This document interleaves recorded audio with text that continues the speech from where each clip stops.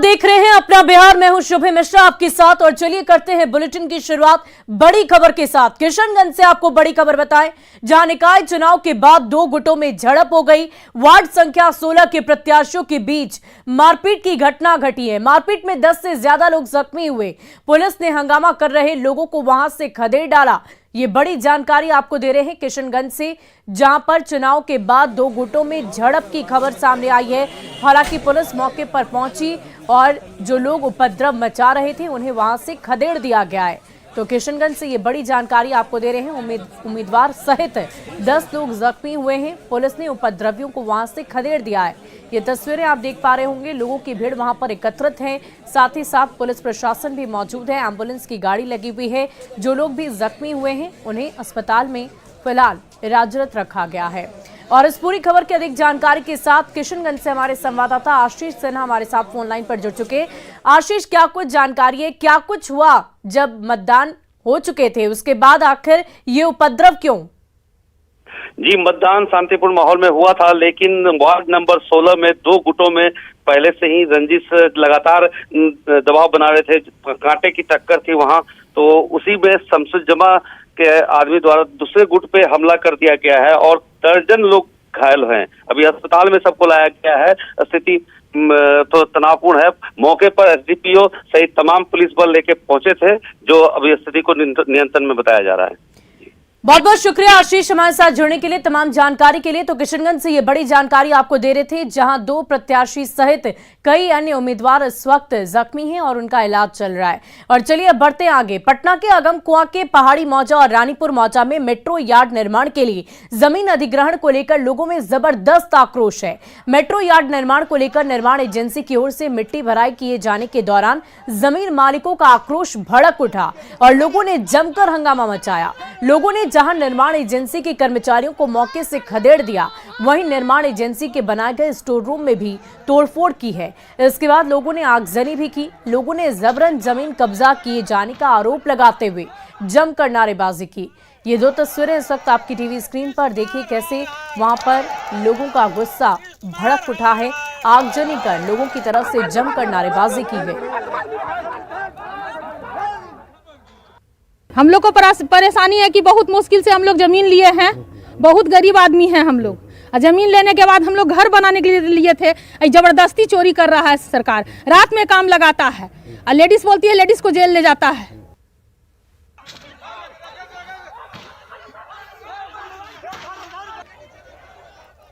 वहीं मुंबई से दरभंगा जाने वाली स्पाइस जेट की फ्लाइट दरभंगा में लैंड नहीं करके पटना में लैंड की गई, जिसके बाद फ्लाइट के यात्रियों ने जमकर हंगामा किया। यात्रियों के मुताबिक बिना सूचना के फ्लाइट को डाइवर्ट किया गया। बताया ये जा रहा है कि खराब मौसम के चलते पटना में फ्लाइट को लैंड नहीं कराया गया। यात्रियों को पटना में उतारने के बाद उन्हें दरभंगा भेजने की भी कोई व्यवस्था नहीं की गई, जिससे यात्रियों में खास तौर पर नाराजगी देखी गई।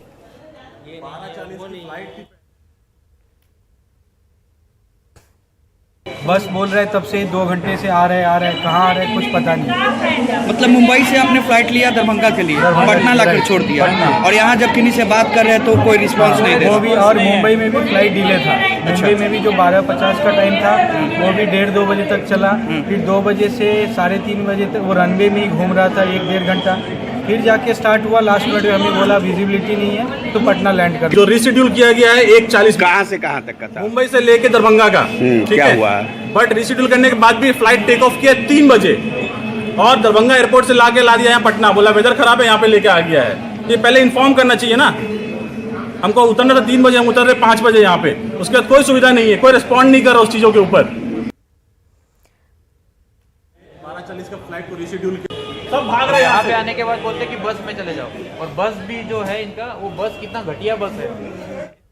और सारण शराब कांड से हो रही मौतों के बीच सियासत भी खूब हो रही है। मुआवजे को लेकर सुशील मोदी ने नीतीश सरकार को घेरते हुए उत्पाद अधिनियम की धाराओं का हवाला देकर पहले से तय 4 लाख की मुआवजा राशि मृतक के परिजनों को दिए जाने की न सिर्फ मांग की, बल्कि इसे लेकर कोर्ट तक जाने की बात कही है। वहीं शराब कांड से सारण में 150 लोगों की मौत की बात कहकर आरजेडी के पूर्व विधायक रणधीर सिंह ने सियासत को और भी ज्यादा गरमा दिया।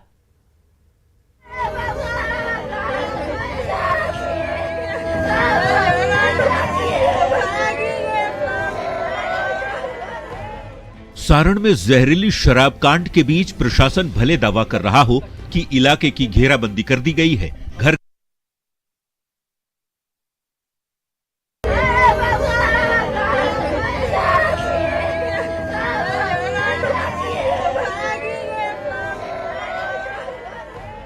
सारण में जहरीली शराब कांड के बीच प्रशासन भले दावा कर रहा हो कि इलाके की घेराबंदी कर दी गई है। घर घर जाकर लोगों को जागरूक किया जा रहा है। शराब कांड में जान गंवाने वालों के प्रति भले ही सहानुभूति नहीं होने की बात मुख्यमंत्री नीतीश कुमार ने कही हो। किस चीज से मरा है? अगर शराब पिया और गंदा शराब पिया मर गया, उसको हम लोग मदद करेंगे? सवाल ही पैदा नहीं होता है।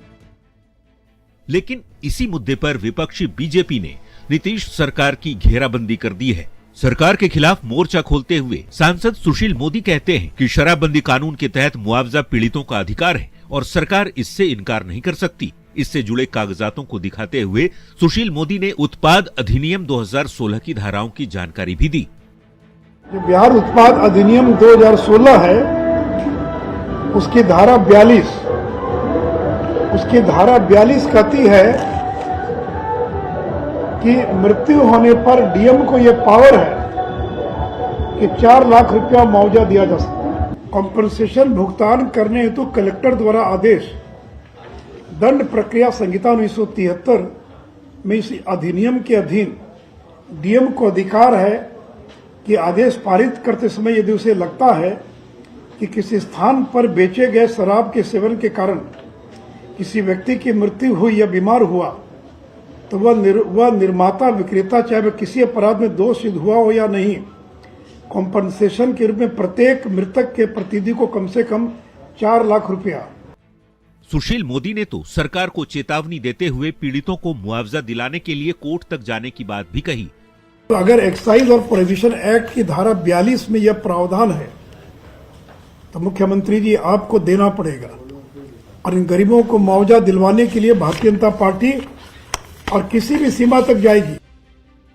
सारण में शराब कांड से हो रही मौत और पीड़ितों के लिए मुआवजा देने पर तो खूब सियासत हो रही है, लेकिन सरकार की सहयोगी आरजेडी के नेता और छपरा के पूर्व विधायक रणधीर सिंह ये दावा कर रहे हैं कि शराब कांड में 150 से ज्यादा लोगों की मौत हो गई है। हालांकि शराबबंदी कानून को और सख्ती से लागू किए जाने की भी बात कहते हैं। थोड़ा लेट पहुंचे हैं। हमने पहले ही कहा है कि मरने वालों का संख्या 150 से ज्यादा है और सरकार के तरफ से कोई नहीं आया। इसका क्या मतलब है? हम खुद सरकार के साथ हम गए हैं। सरकार ने जो नियम लगाया शराबबंदी के कानून का, कहीं ना कहीं कानून में कुछ ना कुछ तो ऐसा कमी है जिसके वजह से ये घटना हुई है। तो अगर जरूरत होगा इसमें समीक्षा करने का तो समीक्षा किया जाएगा और कानून को और मजबूती के साथ लागू किया जाएगा। जहरीली शराब, मौत और मुआवजे को लेकर जिस तरह से सियासत अनलिमिटेड जारी है, उसने सरकार के खिलाफ जोरदार दस्तक दी है। शराबबंदी कानून पर सवाल विपक्षी दलों के साथ ही अपने भी उठा रहे हैं। ऐसे में सवाल उस तंत्र पर भी उठ रहे हैं जो ये दावा करता है कि ग्राउंड पर सब कुछ दुरुस्त है। न्यूज़ 18 के लिए छपरा से संतोष गुप्ता के साथ पटना से आनंद अमृतराज की रिपोर्ट। वहीं शराब माफिया ने नए साल के मौके पर जश्न में जहर घोलने की पूरी तैयारी की थी, जिसे पूर्वी चंपारण पुलिस ने नाकाम कर दिया है। अरेराज के पहाड़पुर मटियरवा चौक पर पेट्रोल पंप के पास एक कंटेनर लावारिस हालत में खड़ी थी, जिसकी सूचना पर जब पुलिस ने कब्जे में लेकर जांच की तो उसमें 7050 लीटर स्पिरिट बरामद की गई।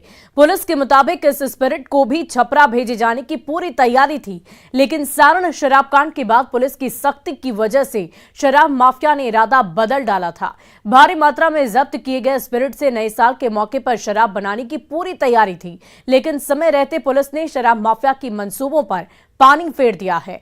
फिलहाल पुलिस कंटेनर के खलासी से लगातार पूछताछ कर रही है। सूचना मिली थी जिसमें ये बताया गया था कि एक कंटेनर पर स्पिरिट लदे होने की संभावना है, जो शायद छपरा के लिए निकला था। वहां पर चूंकि सख्ती ज़्यादा बरती जा रही है, चेकिंग हो रही है, इस वजह से उसे यहाँ के किसी गोडाउन में डंप करने की बात आ रही थी सामने, और जिसका उपयोग शायद शराब बनाने के लिए किया जाता। नववर्ष पर इससे कुछ परेशानी हो सकती थी लोगों में, इस तरह की जो है ये सूचना मिली, तो उस पर कार्रवाई करते हुए मोतिहारी पुलिस ने उसको सीज किया है। और बिहार के मुख्यमंत्री नीतीश कुमार कहते हैं कि महिलाओं की मांग पर ही उन्होंने शराबबंदी लागू की, लेकिन शराब से मौत के बाद महिलाओं का क्या कहना है? क्या वो भी यही मानती हैं कि शराबबंदी पूरी तरह सफल है, या कानून को और कड़ा करने की जरूरत है, या फिर शराबबंदी को खत्म ही कर दिया जाए? पहले जानते हैं समस्तीपुर की महिलाओं की राय। पूरे बिहार में शराबबंदी लागू है और एक बार फिर इस शराबबंदी पर सवाल खड़ा होने लगे हैं। इस वक्त महिलाओं के बीच हूँ और ये चौपाल इसी शराबबंदी को लेकर के है, और ये महिलाएं इस पूरे शराबबंदी को लेकर क्या कहती हैं, इनका क्या विचार है, ये जानने के लिए हम पहुँचे हैं। और सबसे पहले यहाँ पर हम जानना चाहेंगे, क्या नाम हुआ आपका? जी मेरा नाम गीतांजलि हुआ। ये शराबबंदी बिहार में लागू है, इसे किस रूप में देखते हैं? ये कहने को बस लागू है, लेकिन लागू है नहीं। हर जगह शराब मिल रही है, प्रशासन के मिलीभगत से मिल रही है, और यह जो महागठबंधन है वो बिल्कुल फेल है इसको कंट्रोल करने में, जिसकी वजह से जगह जगह मौतें हो रही हैं, जो कि बहुत ही शर्मनाक स्थिति है। सरकार को इस पर तुरंत संज्ञान लेके और एक ठोस कदम उठाना चाहिए। ये बिहार में शराबबंदी लागू भेल छै, केना देखै छियै? शराब मिलै छै कि ना? शराब मिले है ना, पिए है तब ने नुकसान हो छै आदमी। अच्छा, कितना मरल हन शराबे के चलते ना। वो जो औरत जो मरै छै इएह के चलते ना। केकरो साई बेटा जे जाइ है, पी के आबै है, मर जाइ है, तो केकर नुकसान हो है? औरते के ना। तो बंद होना चाहिए। हाँ, बंद होना चाहिए। अगला जो बंद करथिन तब नीचा नहीं ना पीते कोई, ऊपर नहीं बंद हो तब ना नीचा कोई पिए। क्या महिलाओं की तरफ से भी बहुत इनका सम्मान किया था जब इन्होंने इस कानून को बनाया था, लेकिन कानून का दुरुपयोग कानून के अंदर कर रहे हैं ये, और करवा के उसके बाद उल्टे जनता को ही दोष देते हैं कि पीने वाला मरेगा। धर्मपुर में शराब मिले छै? तब मिले छै ना। केना मिले छै? अब जेना मिले नहीं तो केना पी पी का उनटल रहे छै, मरे है लोग। अच्छा, हाँ, जाले ऊपर से नहीं बंद होते ताले नीचा केना बंद होते?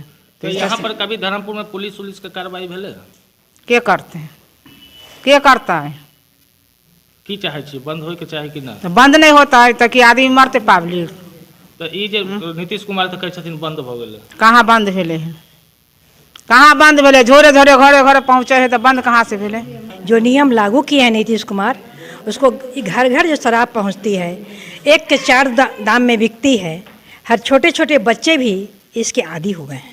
इसलिए जितना जल्दी हो सके ये नियम पर लागू होना चाहिए, जितना जल्दी हो सके बंद होना चाहिए। और इनका कहना है कि शराब तो बंद होनी चाहिए, लेकिन जो व्यवस्था अभी है उस व्यवस्था पर सवाल इनके द्वारा खड़ा किए जा रहे हैं। और यहाँ जो महिलाएं हैं उनके द्वारा ये कहा गया कि घर घर तक शराब पहुँच रही है और इसके लिए ऊपर के लोग दोषी हैं। Mukesh Kumar, news 18 network, Samastipur.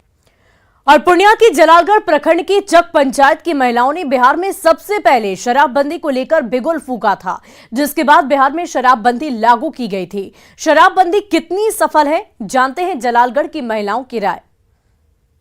जलालगढ़ के चक पंचायत की महिलाओं ने सबसे पहले शराबबंदी के लिए नारेबाजी की थी और सबसे पहले यहीं से अभियान शुरू हुई थी। उसके बाद बिहार की महिलाओं ने मांग रखी थी, जिसके बाद नीतीश कुमार ने बिहार में शराबबंदी की थी। आज हम फिर मौजूद हैं यहाँ जलालगढ़ में, और इस बगल में ही चक पंचायत है। आज यहाँ हमारे साथ यहाँ की कुछ महिलाएं हैं, इनसे बात करते हैं। अच्छा, अभी शराबबंदी का क्या असर है?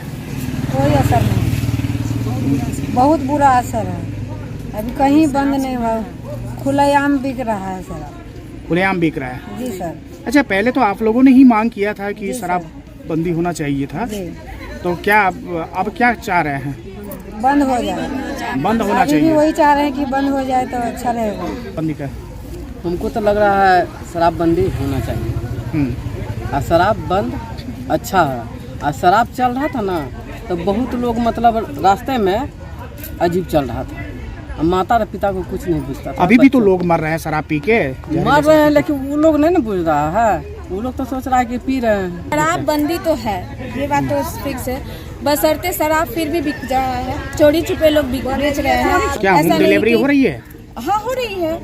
अच्छा, लोग होम डिलीवरी कर रहे हैं, इसको और व्यापार में और वृद्धि कर लिए हैं, जिससे कि लोग इधर खबर सुने भी होंगे कि बहुत लोग मारे गए थे शराब की वजह से। तो इस कारण से हमारा ये मांग है कि इसको पूर्ण रूप से सरकार बंद करे।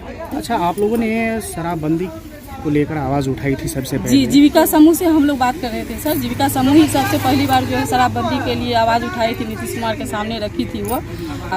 और हम लोग चाहते हैं कि शराब, नीतीश कुमार जी जो बोले कि शराबबंदी बंद होना चाहिए, वो पूर्ण रूप से बंद हो ही जाना चाहिए। तब तो जनजीवन और आदमी पे इफेक्ट कुछ नहीं होता है, क्योंकि शराब पीने से आदमी मर रहा है। अभी क्या शराबबंदी का असर दिख रहा है? पूरा दिख रहा है सर। गांव घर में सर खुलेआम चुलाई शराब बन रहा है, महुआ बन रहा है सर। क्या स्थिति है सर? जहाँ नहीं बनता, जो नहीं बनाता सर वो बना रही है, वो दीदी बना रही है, इसलिए कि अब दाबी के साथ बना रही थी। हम लोग शराबबंदी होना चाहिए सर।